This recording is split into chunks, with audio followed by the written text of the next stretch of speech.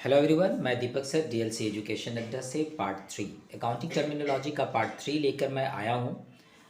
और अभी मैं आपसे डिस्कस करने वाला हूं नेक्स्ट 63 नंबर पॉइंट। हमारा जो है आज का पहला डिस्कशन का पॉइंट होगा। तो ये है एक्सपेंसेस। अकाउंटिंग टर्मिनोलॉजी में बहुत लोगों को डाउट होता है एक्सपेंसेस को लेके कि एक्सपेंडिचर क्या है और एक्सपेंसेस क्या है। तो एक्सपेंसेस क्या होता है? वो अमाउंट होता है जो कि रेवेन्यू जनरेट करने में हम लोग खर्च करते हैं। Expenses is the amount spend in order to produce and sell the goods and services which produce the revenue. याद रखें, एक्सपेंसेस वो आइटम होता है जो प्रोडक्शन करने के लिए या गुड्स या सर्विसेज प्रोड्यूस करने के लिए जो हम लोग पैसे खर्च करते हैं। ठीक है। नॉर्मली ऐसा होता है कि जो एक्सपेंसेस होता है वो एक अकाउंटिंग पीरियड के लिए ही होता है। जिस पीरियड में वो खर्च होता है वो उसी पीरियड में रिकॉर्डिंग होता है। मतलब हर फिनेंशियल ईयर को यदि ध्यान में रखते हुए यदि एक्सपेंसेस को देखें तो सपोज 2022 एंड 23 का जो फिनेंशियल ईयर है और 2023 एंड 24 का जो फिनेंशियल ईयर है, ये दो फिनेंशियल ईयर अलग अलग है। तो फिनेंशियल ईयर से थोड़ा मैं आपसे डिस्कस कर लूँ। फिनेंशियल ईयर होता क्या है कि कोई भी एंटिटी जब अपना स्टेटमेंट प्रिपेयर करता है तो किस बेसिस पे प्रिपेयर करता है, तो एक टाइम जो होता है वो एक फिक्स करना पड़ता है।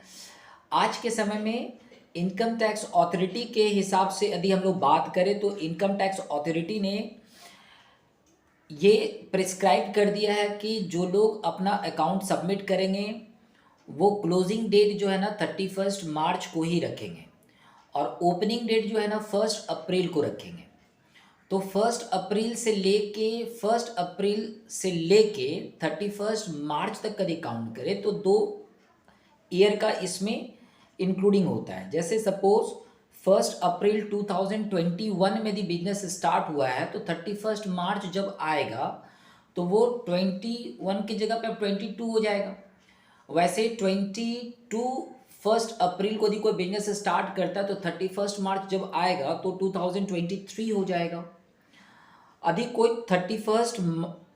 कोई 1 अप्रैल 2023 में यदि किसी ने बिजनेस स्टार्ट किया है तो 24 में जाके उसका क्लोजिंग होगा। जिस फिनेंशियल ईयर में एक्सपेंडिचर होता है, जिस फिनेंशियल ईयर में जो एक्सपेंसेस होता है, यदि वो उसको उसी साल में लिखा जा रहा है तो हम लोग उसको यहाँ पे एक्सपेंसेस के जैसे कैटेगराइज करते हैं। तो एक्सपेंसेस क्या होता है? एक्सपेंसेस वो अमाउंट होता है जो हम लोग पेड करते हैं इस पर्पज से कि उससे रेवेन्यू जनरेट होगा। नेक्स्ट पॉइंट की यदि बात करें तो हमारे पास में नेक्स्ट है रेवेन्यू।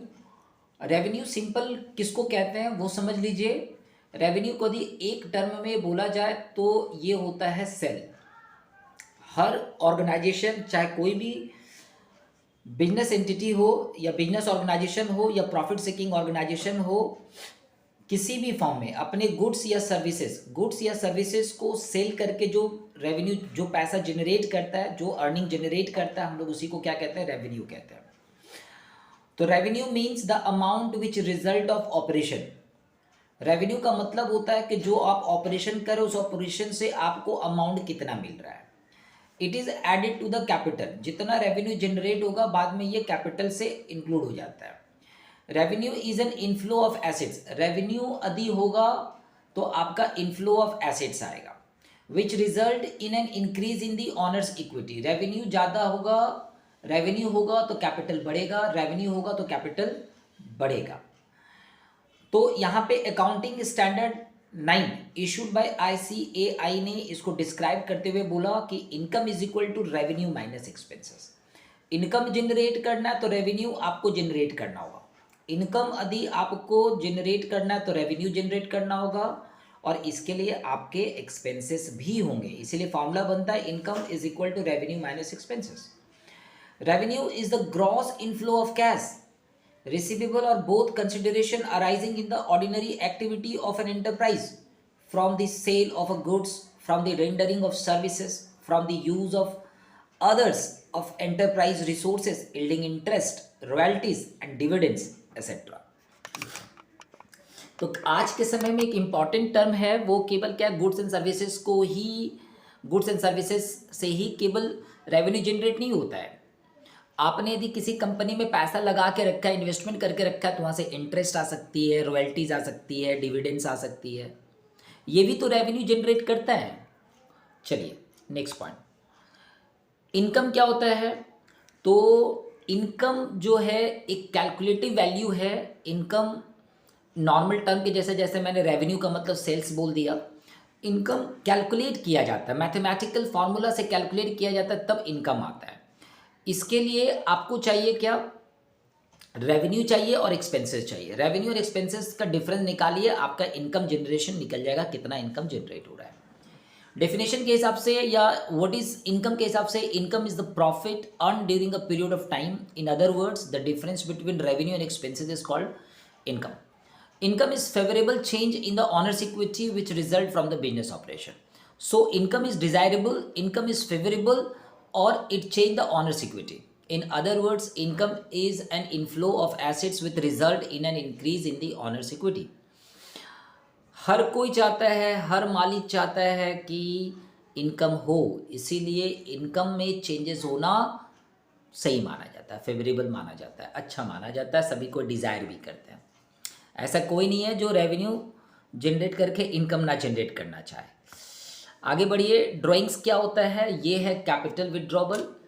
जिसने बिजनेस में पैसा लगाया, जो मालिक है, ऑनर है, प्रोप्राइटर है, जिसने बिजनेस में पैसा लगाया और ये बिजनेस से पैसा निकाल ले, तो हम लोग उसे कहते हैं ड्राइंग्स। कैपिटल भी नेम ऑफ बिजनेस होता है, सॉरी नेम ऑफ ऑनर होता है। कैपिटल भी नेम ऑफ प्रोप्राइटर ऑनर होता है, और ड्राइंग्स भी नेम ऑफ प्रोप्राइटर या ऑनर्स होता है। मालिक का ही एक दूसरा नाम हो सकता है कैपिटल या ड्राइंग्स। तो पर्सनल अकाउंट दोनों होते हैं, ड्राइंग्स भी पर्सनल अकाउंट होता है और कैपिटल भी पर्सनल अकाउंट होता है। नेक्स्ट आपका है कैपिटल, जो बिजनेस स्टार्ट करता है, जितना पैसा बिजनेस में लगा के स्टार्ट करता है उसी को हम लोग कहते हैं कैपिटल। एक बिजनेस को रन करने के लिए जो कैपिटल का रिक्वायरमेंट होता है वो यदि मालिक के द्वारा लगाया जा रहा है तो हम लोग उसे कहते हैं कैपिटल। और यदि वो पैसा कौन लगा रहा है, तो किसी बाहर वाले ने लगा रहा है बिजनेस में, तो मान के चलो तो फिर एक्सटर्नल लायबिलिटी हो जाएगा। तो इसी तरह से एक अकाउंटिंग लैंग्वेज में हम लोग बोलते हैं, एक बिजनेस जो रन करता है ना, उसमें own capital and loan capital लगा होता है। Own capital and loan capital. एक बिजनेस जब रन कर रहा होता है तो बिजनेस में ओन कैपिटल भी लगा होता है, लोन कैपिटल भी लगा होता है।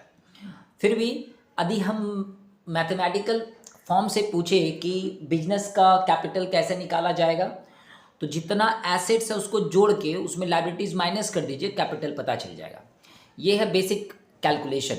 अकाउंटिंग में भी अकाउंटिंग को या अकाउंटेंसी को साइंस क्यों कहा जाता है, accounting why it is consider, देखिए मैथमेटिकल फॉर्मूला यूज़ हो रहा है इसलिए साइंस कहलाता है। ये कैपिटल को कैलकुलेट करने का बेसिक इक्वेशन हमारा है एसेट्स माइनस लायबिलिटीज़, ठीक है।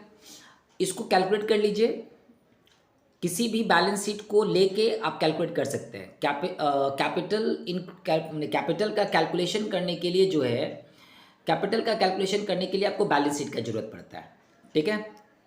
नेक्स्ट बढ़िए, नेक्स्ट है प्रोप्राइटर। प्रोप्राइटर का मतलब क्या होता है? मालिक, the person who is the owner makes investment, ठीक है, और बियर ऑल द रिस्क, उसे हम लोग कहते हैं प्रोप्राइटर। नेक्स्ट बात करें तो निगोशिएबल इंस्ट्रूमेंट की बात करें तो निगोशिएबल इंस्ट्रूमेंट एक प्रकार का लीगल डॉक्यूमेंट्स होता है जिसमें प्रॉमिस होता है कि वो पैसा पेमेंट करेगा। निगोशिएबल इंस्ट्रूमेंट ट्रांसफरेबल होता है, जो ये अलाउ करता है कि जिसके पास है वो ये पैसा रिसीव कर सकता है।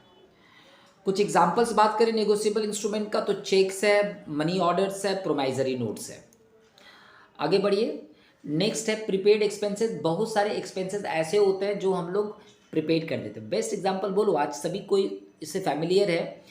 आज के डेट में जब हम लोग मोबाइल में जब पैसा रिचार्ज करते हैं ना, तो रिचार्ज करते हैं तब हमारा फ़ोन आता जाता है या डेटा चलता है। पहले पैसा दो और फिर सर्विस लो, इसी को कहते हैं प्रीपेड। सर्विस या गुड्स आपको बाद में मिलेगा, पहले पैसा दो। तो प्रीपेड एक्सपेंसेस एक ऐसा एक्सपेंसेस होता है जो बिजनेस में हम एडवांस में करके रखे हैं, तो ये प्रीपेड एक्सपेंसेस हो गया। लाइफ इंश्योरेंस हमेशा ऐसे ही होता है, इंश्योरेंस कंपनी से यदि आप लाइफ इंश्योरेंस ले या जनरल इंश्योरेंस ले, ठीक है, तो वो भी क्या होता है, एक प्रकार का प्रीपेड एक्सपेंसेस होता है, क्योंकि पहले प्रीमियम लीजिए, सिक्योरिटी आपको रिस्क कंपनी लेगा 12 महीना, आने वाले 12 महीना का वो रिस्क लेगा, इस शर्त पे जब आप उसके इंश्योरेंस प्रीमियम को पेड करते हैं। इसका मतलब इंश्योरेंस प्रीमियम भी एक बेस्ट एग्जाम्पल है प्रीपेड एक्सपेंसेस का। आउटस्टैंडिंग एक्सपेंसेस वो सारे एक्सपेंसेस होते हैं जो ड्यू हो गया लेकिन अभी तक आपने पेमेंट नहीं किया। इसका बेस्ट एग्जांपल है इलेक्ट्रिसिटी बिल। इलेक्ट्रिसिटी बिल जब आ जाता है आपका, इसका मतलब है आपने सर्विस यूज़ कर लिया और वो आउटस्टैंडिंग है, ठीक है। तो आउटस्टैंडिंग एक्सपेंसेस मतलब वो सारे एक्सपेंसेस जो हो गया है लेकिन आपने अभी तक पेमेंट नहीं किया है, वो सारे पेबल्स, ठीक है। पेबल में तो लोन भी आता है, मैं लोन की नहीं बात कर रहा हूँ, मैं एक्सपेंसेस की बात, वो खर्चा, वो एक्सपेंसेस जो अभी तक आपने पेमेंट नहीं किया, सैलरी ड्यू हो गया पेमेंट नहीं किया, रेंट ड्यू हो गया पेमेंट नहीं किया, ठीक है, इलेक्ट्रिसिटी बिल हो गया ड्यू, ठीक है। तो पोस्टपेड बिल भी होता है टेलीफोन का। ऐसे कई सारे सर्विसेज होते हैं जो आप ले लेते हैं लेकिन पैसा नहीं पेमेंट किए, आउटस्टैंडिंग। एक्रूड इनकम का मतलब होता है इनकम अर्न हो गया लेकिन आपको नहीं मिला है, इनकम अर्न लेकिन आपको नहीं मिला है। जैसे डिविडेंड डिक्लेयर हो गया, अभी आपको नहीं मिला किसी कंपनी से, डिविडेंड मिलने वाला है तो आपका एक्रूड इनकम है। रेंट आप अपने बिल्डिंग को रेंट पे लगा के रखें या बिजनेस के ऑफिस को रेंट पे लगा के रखें कोई पोर्शन को, और वहाँ से भी रेंट मिलने वाला है तो एक्रूड इनकम। तो वो इनकम जो अर्न हो गया है लेकिन अभी मिला नहीं है। तो बेस्ट एग्जांपल ऐसा भी है कि बहुत सारे स्टूडेंट्स ऐसे रहते हैं, ठीक है, जो एक्रूड इनकम समझने के लिए हाथ उठा के बोलते हैं, सर अभी तक तो मैंने फ़ीस पेड नहीं किया। आपने फ़ीस पेड नहीं किया मतलब आपके लिए आउटस्टैंडिंग एक्सपेंसेस है, टीचर के लिए वही तो एक्रूड इनकम है। तो एक्रूड इनकम और आउटस्टैंडिंग एक्सपेंसेस दोनों को यदि ध्यान से देखा जाए तो दो आदमी को खड़ा कर दिया जाए जिसको लेना देना है, तो एक के लिए हो जाता है प्रीपेड एक्सपेंसेस, सॉरी एक के लिए हो जाता है आउटस्टैंडिंग एक्सपेंसेस और दूसरे के लिए हो जाता है एक्रूड इनकम। एक के लिए अर्न हो गया है, एक के लिए ड्यू हो गया है, ठीक है, एक्रूड इनकम। नेक्स्ट बात करें तो एक्रूअल बेसिस अकाउंटिंग है। एक्रूअल बेसिस अकाउंटिंग होता क्या है, तो वो अकाउंटिंग बेसिस जहाँ पे हम लोग ये मान के चलते हैं कि यदि किसी भी टाइप का एक्सपेंसेस, किसी भी टाइप का एक्सपेंसेस और इनकम को हम लोग कैश बेसिस पे रिकॉर्ड नहीं करते। इनकम हो गया है मतलब भले ही मिले या ना मिले, इनकम हुआ है तो आपको रिकॉर्ड करना है। एक्सपेंसेस हो गया है भले ही आप पेड करें या ना करें, आपको लिखना है। तो बिजनेस, बहुत सारे ऐसे अकाउंटिंग बिजनेस होते हैं, बहुत जगह पे बिजनेस का इस प्रकार का अकाउंटिंग होता है जहाँ पे एक्रूअल बेसिस मेंटेन होता है, बहुत जगह पे ऐसे अकाउंटिंग प्रोसेस होता है जहाँ पे कैश बेसिस मेंटेन होता है। एक्रूअल बेसिस में ये ध्यान रखना पड़ता है कि आपका इनकम या एक्सपेंसेस ड्यू है तो भी आपको रिकॉर्ड करना है, भले ही आपको पैसा मिले या ना मिले, इससे कोई फर्क नहीं करता है। नेक्स्ट है कैश बेसिस ऑफ अकाउंटिंग। ये दूसरा मेथड है, प्रिंसिपल है, जहाँ पे याद रखिए कैश बेसिस का मतलब होता है कि यदि आपको पैसा मिला तो आपका इनकम, और आपके हाथ से पैसा गया तो एक्सपेंसेस, और इसी का रिकॉर्डिंग होता है। कैश आया तो लिखेंगे, कैश गया तो लिखेंगे। इनकम जनरेट हो गया भले ही पैसा नहीं मिला, आप नहीं लिख सकते हैं।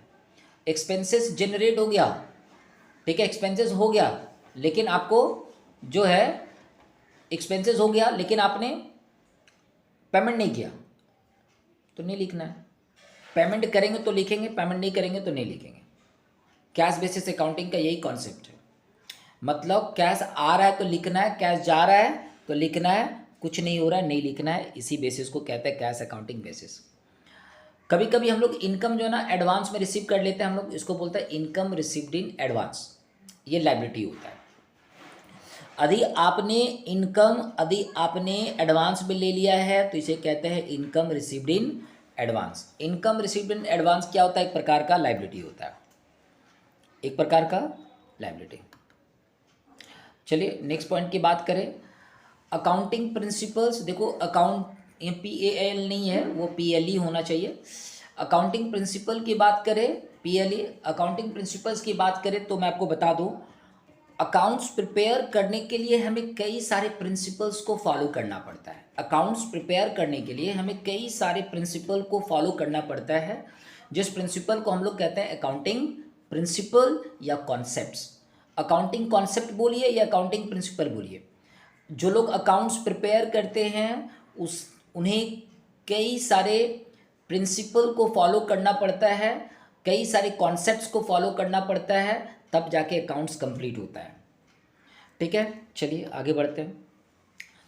एक टर्म है gap, GAAP, generally accepted accounting principle. मैं अभी आपको डिस्कस कर रहा था, अकाउंट्स प्रिपेयर करना है तो बहुत सारे अकाउंटिंग कॉन्सेप्ट्स को फॉलो करना होगा या बहुत सारे अकाउंटिंग प्रिंसिपल को फॉलो करना पड़ेगा। तो GAAP क्या है? एक सेट ऑफ रूल्स है, सेट ऑफ कॉन्सेप्ट्स है, गाइडलाइंस है, जो लोग फिनेंशियल स्टेटमेंट प्रिपेयर करते हैं इसी को फॉलो करके बनाता है। जनरली एक्सेप्टेड अकाउंटिंग प्रिंसिपल, साधारण तौर पे सभी लोग ऐसा ही करते हैं, इसी प्रिंसिपल को फॉलो करते हैं, इसीलिए कहते हैं generally accepted accounting principle.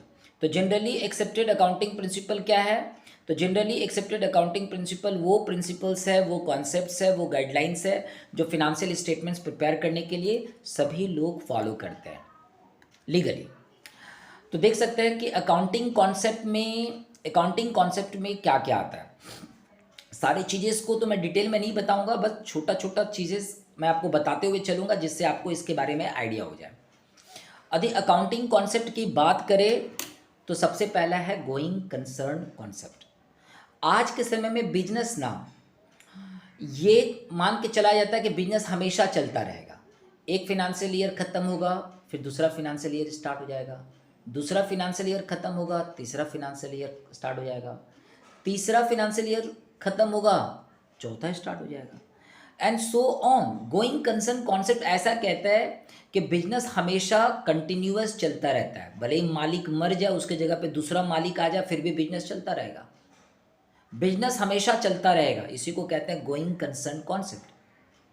Accounting entity concept का मतलब क्या होता है? अकाउंटिंग एंटिटी कॉन्सेप्ट का मतलब होता है कि भाई आप लीगल तरीके से समझ लीजिए, जब आप ट्रांजैक्शन रिकॉर्ड करते हैं ना, जब आप जर्नल एंट्री बनाएंगे ना, उस समय आपको दिमाग में एक बात याद रखनी पड़ेगी कि बिजनेस अलग होता है और बिजनेस का मालिक अलग होता है। बिजनेस का अकाउंटेंट आप है, मालिक का अकाउंटेंट नहीं है, पर्सनल अकाउंटेंट आप नहीं है। इसीलिए आपको ये याद रखना पड़ता है कि बिजनेस का एंटिटी, बिजनेस का अस्तित्व अलग है और बिजनेसमैन का अस्तित्व अलग है। इसी को हम लोग कहते हैं separate entity concept. Separate entity concept का मतलब बिजनेस और बिजनेसमैन दो सेपरेट ऑथोरिटी है, अलग अलग है। तो ट्रांजैक्शन रिकॉर्ड करते समय आप मालिक को भी आप ट्रीट करेंगे एक्सटर्नल के जैसा। मालिक बिजनेस से पैसा दे रहा है तो आप बोलेंगे हु इज़ द गिवर? तो मालिक। तो टू कैपिटल, क्योंकि पर्सनल अकाउंट जो है वो पर्सनल अकाउंट में हम लोग लेते हैं कैपिटल को। तो पर्सनल अकाउंट कहता है debit the receiver, credit the giver.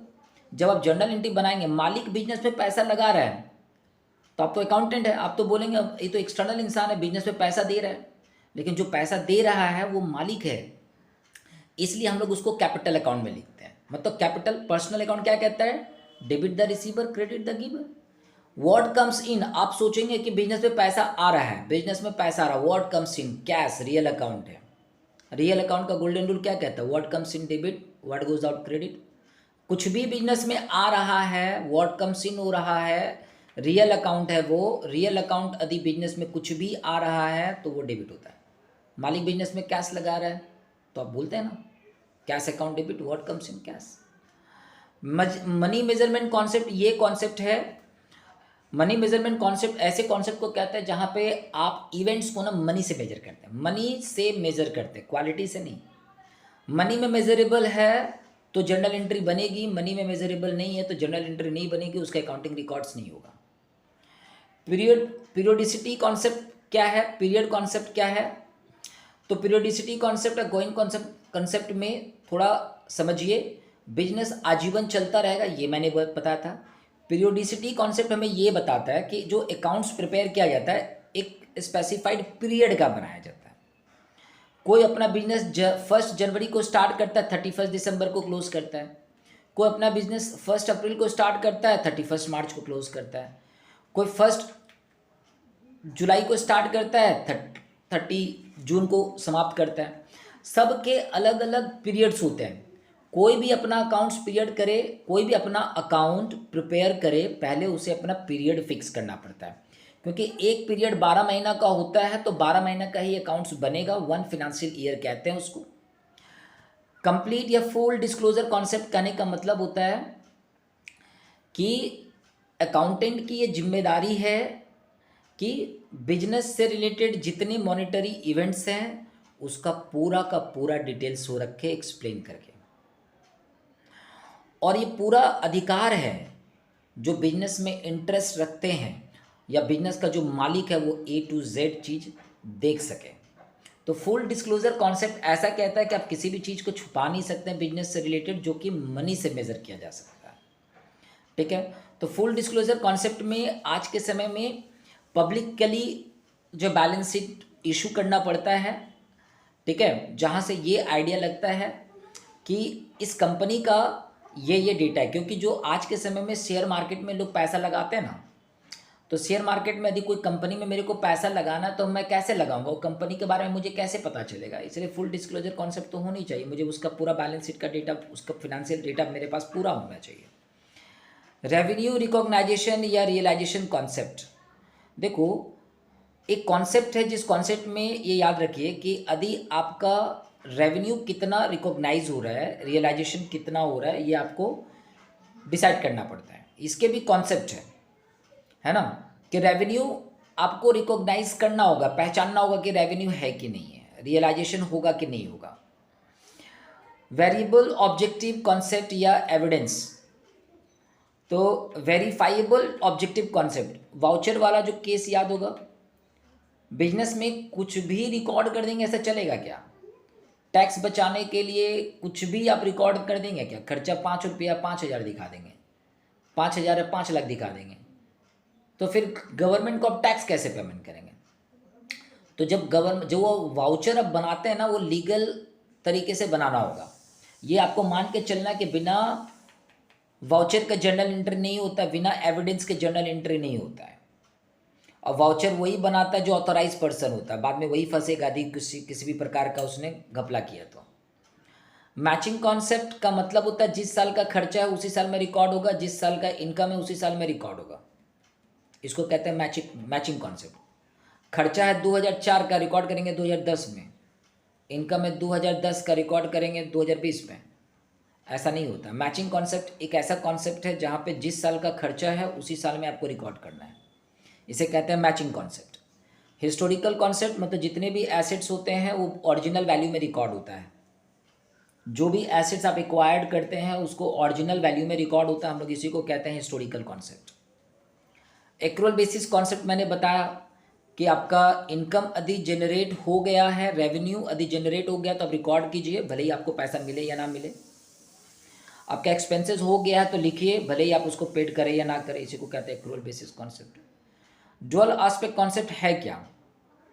तो ड्यूअल एस्पेक्ट कॉन्सेप्ट को हम लोग कहते हैं डबल एंट्री सिस्टम के हिसाब से समझिए। हर मिनिमम एक एंट्री रिकॉर्ड करने के लिए, एक जर्नल एंट्री रिकॉर्ड करने के लिए डेबिट या क्रेडिट होनी चाहिए।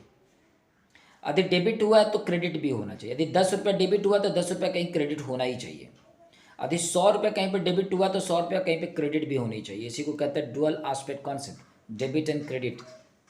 मतलब जर्नल एंट्री में जो आप डेबिट क्रेडिट करते हैं ये उसी की डिस्कस कर रहा है। यदि आपने 100 रुपये कहीं पे डेबिट कर दिया तो आपको 100 रुपये क्रेडिट करना होगा, कहीं पे 100 रुपये क्रेडिट कर दिया तो 100 रुपये कहीं पे आपको डेबिट करना होगा। मटेरियलिटी कॉन्सेप्ट कहने का मतलब क्या है? मटेरियलिटी, जिसका मटेरियल वैल्यू होता है उसी को कहते हैं। यहाँ पे इमटेरियल कॉन्सेप्ट नहीं चलता है। यदि मटेरियलिटी कॉन्सेप्ट यदि मैं बात करूँ तो मनी मेजरमेंट कॉन्सेप्ट से ही इसको समझिए, ठीक है। तो जो मटेरियलिटी है, वास्तविकता जो है उसकी रिकॉर्ड करनी है, जिसको मनी से मेजर कर सकता है। कंसिस्टेंसी मतलब अपनी सुविधा के लिए। ठीक है। कंसिस्टेंसी कॉन्सेप्ट मतलब अपनी सुविधा के लिए आप इस प्रकार के कॉन्सेप्ट को फॉलो करते हैं। कंजर्वेटिज्म कॉन्सेप्ट है, प्रूडेंस कॉन्सेप्ट ऐसा है जो चलता हुआ आ रहा है, लोग फॉलो करते हैं, इसलिए वो आप भी फॉलो कर रहे हैं। टाइमलाइन वाली, टाइमलाइनेस वाली जो कॉन्सेप्ट है वो भी आपको समझना है। टाइमलाइनेस है ना, समय, यानी कि आपको थोड़ा सा टाइमलाइनेस पे ध्यान देनी है। चलिए देखते हैं नेक्स्ट क्या है हमारा। टाइम लाइनेस के बारे में लिखा गया, timeliness means that the financial statement for information should be provided to users within the reasonable period. भाई टाइम लाइनेस एक्चुअली होता क्या है, आपने फिनेंशियल इंफॉर्मेशन या फिनेंशियल स्टेटमेंट आपने प्रिपेयर किया और इसको एक रीजनेबल टाइम में आपने प्रेजेंट नहीं किया यूज़र के सामने, तो उसकी कोई वैल्यू नहीं है। क्योंकि फिनेंशियल डेटा का वैल्यू तब होता है जब डिसीजन मेकिंग होने का समय होता है। जब डिसीजन लेना था उसमें आपने डेटा दिया नहीं। जो लोग डिसीजन मेकर्स होते हैं उसको डेटा टाइमली चाहिए, इसी को कहते हैं timeliness. The information not provided to user within a reasonable time, so it loses its importance, ये अपना इंपॉर्टेंस को खो देता है। तो ये था हमारा अकाउंटिंग टर्मिनोलॉजी का क्लास। हम लोगों ने वेरियस पार्ट में अकाउंटिंग टर्मिनोलॉजी को हम लोगों ने समाप्त किया है। ये पार्ट 1 नहीं है, ये पार्ट 3 है जो भी समाप्त कर रहा हूँ मैं। वहाँ पे मैंने चेंजेस करना भूल गया था मैं। तो अकाउंटिंग टर्मिनोलॉजी से रिलेटेड मैंने कई सारे पॉइंट्स डिस्कस किए हैं। पार्ट 1, पार्ट 2 सारे पार्ट्स को देखिए और नोट्स भी प्रिपेयर कर सकते हैं। मेरा मोबाइल नंबर 9007026188 है। यदि आपको ये PDF चाहिए तो मेरे को आप बोल दीजिए व्हाट्सअप मेरे को कर दीजिए कि मेरे को ये PDF चाहिए, तो मैं आपको ये PDF व्हाट्सअप कर दूंगा। ऐसे मैं उन लोगों से डिस्कस कर रहा हूँ जो लोग हमारे आसपास पे रहते हैं, एट 95 ग्राम कोलकाता 100 नियर अबाइनी क्लब, या आप समझ सकते हैं साइंस सिटी के नियर अबाउट में जो लोग रहते हैं, या रूबी हॉस्पिटल के नियर अबाउट जो लोग रहते हैं, मैं उसकी बात कर रहा हूँ। तो वो लोग मेरे से कांटेक्ट कर सकते हैं ऑफलाइन क्लासेस के लिए। तो चलिए इस वीडियो को यहीं पे समाप्त करते हैं। Thank you.